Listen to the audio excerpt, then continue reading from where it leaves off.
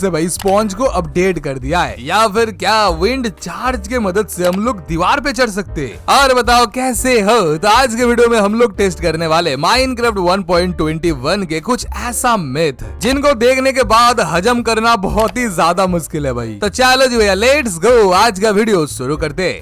चलो जी निकल लेते अपना पहले नंबर की मिथ के ऊपर। क्या माइनक्राफ्ट के 1.21 में हम लोग ब्रीज को कोबवेब के अंदर ट्रैप कर सकते? चलो ये कोबवेब के अंदर हम लोगों ने ब्रीज को डाल दिया है, अभी टेस्ट करते क्या ब्रीज इससे निकल पाता है। अगर हम लोग सर्वाइवल में जाएंगे तो फिर कुछ अलग ही सीन देखने को मिलेगा। क्या बात कर दो यार, ब्रीज एक्चुअली में कोबवेब के अंदर से नहीं निकल पा रहा है। कोबवेब के वजह से ब्रीज भाई जंप नहीं कर पा रहा है। जब भी ब्रीज जंप करने की कोशिश कर रहा है तब भाई कोबवेब उसको रोक रहा है। अब आया ना ब्रीज कोबवेब के नीचे। चलो जी भैया निकल लेते अपना दूसरे नंबर की मिथ के ऊपर जो कि भाई हस्क। देखो ये तो हम सबको पता है माइनक्राफ्ट के जावा एडिशन के अंदर हस्क का जो हाइट होता है वो ज़ॉम्बी से थोड़ा सा ज्यादा होता है। मतलब हस्क भाई ज़ॉम्बी से थोड़ा सा लंबा होता है। इससे ज्यादा कुछ फर्क तो नहीं पड़ता है लेकिन होता है भाई। अभी अपना मिथ दरअसल ये है माइन के बेडरॉक एडिशन के अंदर हस्क का जो हाइट है वो ज़ॉम्बी जितना ही होता है। चलो फटाफट चेक कर लेते। व्हाट? ये कब हो गया भाई और कैसे हो गया?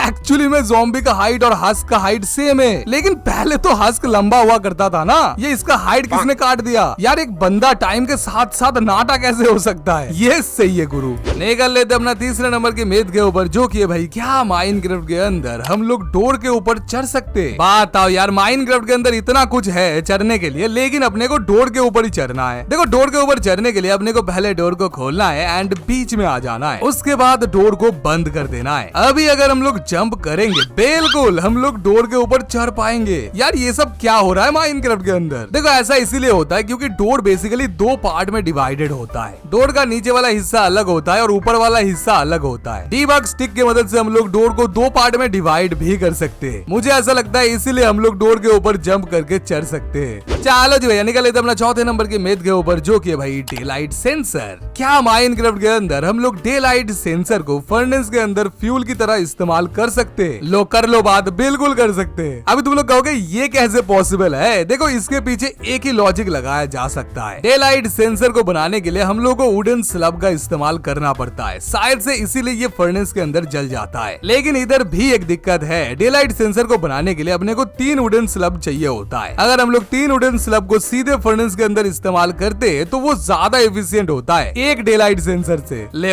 कर लो बात, लेट्स गो। निकल लेते अपना 5वें नंबर की मिथ के ऊपर जो कि भाई बॉग्ड स्केलेटन। क्या माइनक्राफ्ट के बेडरॉक एडिशन के अंदर बॉग्ड स्केलेटन को रफ्ट के अंदर बैठना नहीं आता है? देखो अगर हम लोग नॉर्मल स्केलेटन की बात करेंगे तो नॉर्मल स्केलेटन बड़े आराम से रफ्ट के अंदर बैठ जाता है चिल मार के बिल्कुल। लेकिन वही अगर हम लोग बॉग्ड स्केलेटन को रफ्ट के अंदर बैठाने की कोशिश करते हैं तो फिर वो बैठ तो जाता है लेकिन एक माला ऊपर बैठता है। यार ये कोई बात है? बंदा हवा में बैठा है बिल्कुल। यार कुछ भी कहो, इसके नीचे एक और बंदा बैठ सकता है। देखो और भी खतरनाक मिथ आने वाला है, लेकिन उससे पहले क्या तुम लोगों ने वीडियो को अभी तक लाइक किया है? अगर नहीं किया है फटाफट कर दो। इस वीडियो का लाइक गोल रखते भाई 2400 लाइक प्लीज करवा दो, और अगर चैनल में नए हो तो सब्सक्राइब भी कर देना। चलो जी निकल लेते अपना 5वें नंबर की मिथ के ऊपर जो कि भाई ऑमिनस पोशन। देखो माइनक्राफ्ट के अंदर बहुत लोगों का ऐसा कहना है कि हम लोग ऑमिनस पोशन को स्प्लैश पोशन में कन्वर्ट कर सकते हैं। देखो नॉर्मली ब्रूइंग स्टैंड के अंदर हम लोग गन पाउडर के मदद से किसी भी पोशन को स्प्लैश पोशन में कन्वर्ट कर सकते हैं, लेकिन मजे की बात ये है ऑमिनस पोशन को हम लोग ब्रूइंग स्टैंड के अंदर डाल ही नहीं सकते भाई। यार अगर ब्रूइंग स्टैंड के अंदर फिट ही नहीं हो रहा है फिर कैसे स्प्लैश पोशन बनाएंगे? हाँ जी भैया बिल्कुल, माइनक्राफ्ट के अंदर ऑमिनस पोशन में हम लोग किसी भी तरीके का छेड़छाड़ी नहीं कर सकते। निकल लेते अपना 6ठे नंबर के मिथ के ऊपर जो कि भाई स्पॉन्ज। क्या माइनक्राफ्ट के अंदर स्पॉन्ज का साउंड चेंज हो चुका है? देखो उसके लिए अपने को जाना पड़ेगा माइनक्राफ्ट के वर्जन 1.20 के अंदर। इस वाले वर्जन के अंदर स्पॉन्ज का साउंड कुछ ऐसा था। देखो dry sponge and wet sponge दोनों का साउंड बिल्कुल ही एक जैसा था। अभी अगर हम लोग माइनक्राफ्ट के लेटेस्ट वर्जन में चेक करेंगे तो हाँ जी भैया स्पॉन्ज का साउंड बिल्कुल ही चेंज हो चुका है। और तो ड्राई स्पॉन्ज का साउंड कुछ ऐसा है और वेट स्पॉन्ज का साउंड कुछ ऐसा है। दोनों स्पॉन्ज के अंदर अलग अलग साउंड देखने को मिलता है। और तो यही पे खत्म नहीं होता है, माइनक्राफ्ट के वर्जन 1.20 के अंदर अगर हम लोग पानी को सोखने के लिए स्पॉन्ज का इस्तेमाल करेंगे तो किसी भी तरीके का साउंड इफेक्ट देखने को नहीं मिलेगा। बिल्कुल साइलेंटली स्पॉन्ज पानी को सोख लेता है। लेकिन वही पे माइनक्राफ्ट के लेटेस्ट वर्जन के अंदर अगर हम लोग पानी में स्पॉन्ज का इस्तेमाल करते हैं तो फिर पानी सोखने का बड़ा ही यूनिक साउंड सुनने को मिलता है। देख लो भाई, माइनक्राफ्ट ने चुपके से स्पॉन्ज को अपडेट कर दिया और हम लोगों को बिल्कुल भी पता नहीं है। खैर कोई बात नहीं, निकल लेते अपना 7वें नंबर की मिथ के ऊपर, जो कि भाई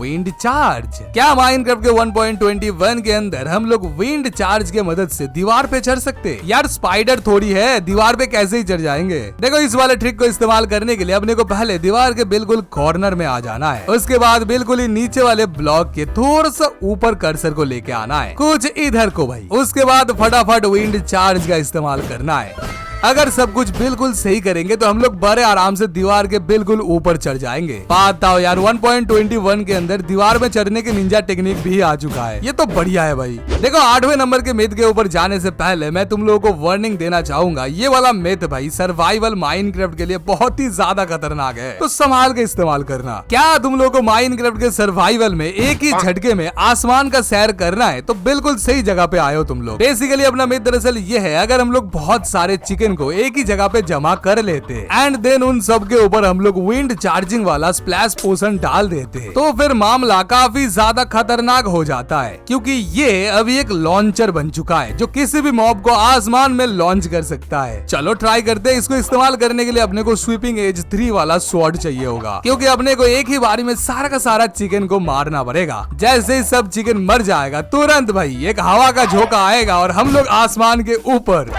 ओ भाई साहब, ये कुछ ज्यादा ही ऊपर नहीं आ गए हम लोग। अभी इधर से अगर हम लोग अच्छे से एमएलजी नहीं करेंगे तो फिर मौत पक्का है भाई। तो हाँ, ये वाला मिथ भी पूरी तरीके से कंफर्म है। अगर मजा लेना है तो इस वाले टेक्निक का इस्तेमाल किया जा सकता है। फटाफट निकल लेते हैं अपना 9वें नंबर के मिथ के ऊपर, जो कि भाई कॉपर ग्रेड ब्लॉक। देखो ये तो हम सबको पता है, माइनक्राफ्ट के अंदर हम लोग बड़े आराम से 2 ग्लास ब्लॉक के बिल्कुल बीच में से रेड स्टोन को लेके जा सकते हैं, कुछ इस तरीके से। और ये बहुत ही ज्यादा काम का फंडा है भाई, क्योंकि ग्लास एक लौता ऐसा ब्लॉक है जिसके अंदर हम लोग ये चीज कर सकते हैं। लेकिन अपना मिथ दरअसल ये है, माइनक्राफ्ट 1.21 का brand new block copper grade block के साथ भी हम लोग ऐसा ही कुछ कर सकते हैं। ये भी देख लेते हैं क्या ऐसा सच्ची में होता है। ओहो, बिल्कुल होता है भाई। यार फिर तो कॉपर ग्रेड ब्लॉक बहुत ही काम का आइटम होने वाला है। कॉपर ग्रेड ब्लॉक एक फुल ब्लॉक नहीं है, इसीलिए हम लोग इसके बीच में से रेड स्टोन को लेके जा सकते हैं। क्योंकि कॉपर ग्रेड ब्लॉक एक फुल ब्लॉक नहीं है, इसीलिए अगर हम लोग चेस्ट के ऊपर कॉपर ग्रेड ब्लॉक को लगाते हैं तो फिर हम लोग बड़े आराम से चेस्ट को भी ओपन कर पाते हैं। निकल लेते हैं अपना 10वें नंबर की मिथ के ऊपर, जो कि भाई पैरेट। क्या माइनक्राफ्ट के अंदर पैरेट जो है उसके ऊपर डिनर बोर्ड नेम टैग काम नहीं करता है? ओहो, ऐसा सच्ची में होता है क्या? बिल्कुल नहीं, हम लोग पैरेट के ऊपर डिनर बोर्ड नेम टैग का इस्तेमाल कर सकते हैं और वो काम भी करता है। लेकिन मेरे भाई ट्विस्ट इधर ही खत्म नहीं होता है। डिनर बोर्ड नेम टैग का इस्तेमाल करने के बाद नॉर्मली पैरेट भाई उल्टा ही रहता है, लेकिन जैसे ही पैरेट किसी भी प्लेयर के कंधे के ऊपर बैठता है तब भाई समहाउ पता नहीं कैसे, लेकिन पैरेट भाई जादुई तरीके से सीधा हो जाता है। लेकिन वंस अगेन अगर हम लोग कंधे से पैरेट को हटा देते तो फिर वो फिर से उल्टा हो जाता है। तो मामला कुछ समझ नहीं आता है। तो ये वाला मिथ भाई पूरी तरीके से कंफर्म भी नहीं है और पूरी तरीके से बस्टेड भी नहीं है। कमाल का मिथ है भाई ये। खैर चलो जो है निकल लेते अपना 10वें नंबर की मिथ के ऊपर, जो कि भाई डेकोरेटेड पॉट। क्या माइनक्राफ्ट के अंदर अगर हम लोग डेकोरेटेड पॉट के ऊपर विंड चार्ज फेंकते